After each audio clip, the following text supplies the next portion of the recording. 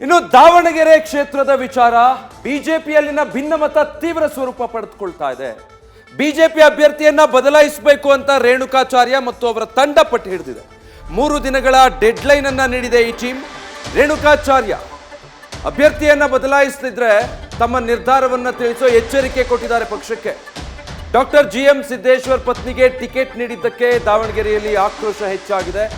ಬಿಜೆಪಿಯ ಸ್ಥಳೀಯ ನಾಯಕರು, ಕಾರ್ಯಕರ್ತರು ಒಂದು ವೇಳೆ 3 ದಿನದಲ್ಲಿ ಅಭ್ಯರ್ಥಿಯನ್ನ ಬದಲಾಯಿಸಿಲ್ಲ ಅಂದ್ರೆ ನಮ್ಮ ನಿರ್ಧಾರವನ್ನ ನಾವು ತಿಳಿಸಬೇಕಾಗುತ್ತೆ ಅನ್ನೋ ಎಚ್ಚರಿಕೆ ಕೊಟ್ಟಿದ್ದಾರೆ.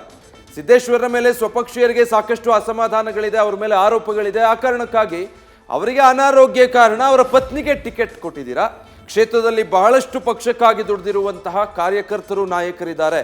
ಅಭ್ಯರ್ಥಿಯನ್ನ ಬದಲಾವಣೆ ಮಾಡಲಿಲ್ಲ ಅಂದ್ರೆ ನಾವ್ಯಾರೂ ಕೂಡ ಸಿದ್ದೇಶ್ವರರ ಪತ್ನಿಯ ಪರವಾಗಿ, ಬಿಜೆಪಿ ಅಭ್ಯರ್ಥಿಯ ಪರವಾಗಿ, ಗೆಲುವಿಗಾಗಿ ನಾವು ಯಾರು ಕೆಲಸ ಮಾಡೋದಿಲ್ಲ ಅಂತ ಹೇಳಿ ಈಗ ಈ ಅಸಮಾಧಾನ ಬಹಳ ದೊಡ್ಡ ಸ್ವರೂಪವನ್ನೇ ಪಡೆದುಕೊಳ್ತಾ ಇದೆ.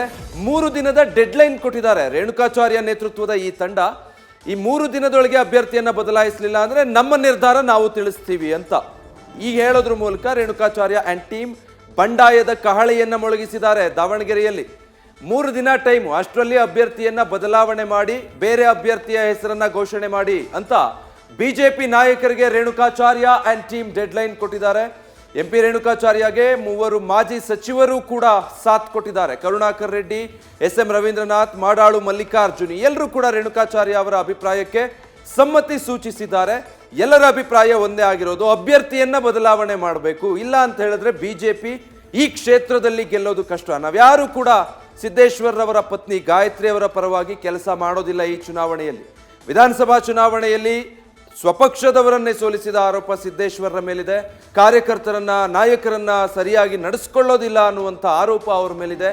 ಇಷ್ಟೆಲ್ಲ ಇದ್ದು ಕೂಡ ಅವರಿಗೆ ಅಂದ್ರೆ ಅವರ ಕುಟುಂಬದ ಸದಸ್ಯರಿಗೆ ಟಿಕೆಟ್ ಕೊಟ್ಟಿರೋದು ಜಿಲ್ಲೆಯ ನಾಯಕರಿಗೆ ಅಸಮಾಧಾನ ತರಿಸಿದೆ. ಯಾರಿಗೂ ಕೂಡ ಸಿದ್ದೇಶ್ವರರ ಪತ್ನಿಗೆ ಟಿಕೆಟ್ ಸಿಕ್ಕಿರೋದು ಕಾರ್ಯಕರ್ತರಿಂದ ಹಿಡಿದು ನಾಯಕರ ಹಂತದಲ್ಲಿ ಸಮ್ಮತಿ ಇಲ್ಲ ಅಂತ ಆದ್ಮೇಲೆ ಚುನಾವಣೆಯಲ್ಲಿ ಗ್ರೌಂಡ್ ಲೆವೆಲ್ ಇಂದ ಕೆಲಸ ಮಾಡಿ ಅವರನ್ನ ಆಯ್ಕೆ ಮಾಡಿ ಕರೆ ತರೋದು ಕಷ್ಟ ಆಗುತ್ತೆ. ಅಸಮಾಧಾನ ಭುಗಿಲೆದ್ದಿದೆ. ಹೀಗಾಗಿ 3 ದಿನ ಸಮಯ ಈ ಮುಂಚೆಯಿಂದನೂ ಹೇಳ್ಕೊಳ್ತಾ ಬರ್ತಿದ್ದಾರೆ. ಈಗ ಡೆಡ್ಲೈನ್ ಕೊಟ್ಟಿದ್ದಾರೆ, 3 ದಿನ ಟೈಮು. ಅದರೊಳಗೆ ಏನಾದರೂ ನೀವು ಅಭ್ಯರ್ಥಿಯನ್ನ ಬದಲಾವಣೆ ಮಾಡಿ ಬೇರೆ ಅಭ್ಯರ್ಥಿ ಹೆಸರನ್ನ ಘೋಷಣೆ ಮಾಡಲಿಲ್ಲ ಅಂದ್ರೆ ನಾವು ನಮ್ಮ ನಿರ್ಧಾರ ಪ್ರಕಟ ಮಾಡ್ತೀವಿ ಅಂತ. ಹಾಗಿದ್ರೆ ಒಂದು ವೇಳೆ ಏನಾದರೂ ಬಿಜೆಪಿ ಹೈಕಮಾಂಡ್ ನಿರ್ಧಾರ ಬದಲಿಸಲಿಲ್ಲ, ಗಾಯತ್ರಿ ಅವರೇ ಅಭ್ಯರ್ಥಿ ಅಂತ ಆದ್ರೆ ರೇಣುಕಾಚಾರ್ಯ ಮತ್ತು ಅವರ ತಂಡದ ಮುಂದಿನ ನಡೆ ಏನು ಅನ್ನೋದು ಕುತೂಹಲಕ್ಕೆ ಕಾರಣ ಆಗಿದೆ. ನ್ಯೂಸ್ ಫಸ್ಟ್, ನಿರ್ಭೀತಿಯಿಂದ ನಿಮ್ಮ ಪರವಾಗಿ.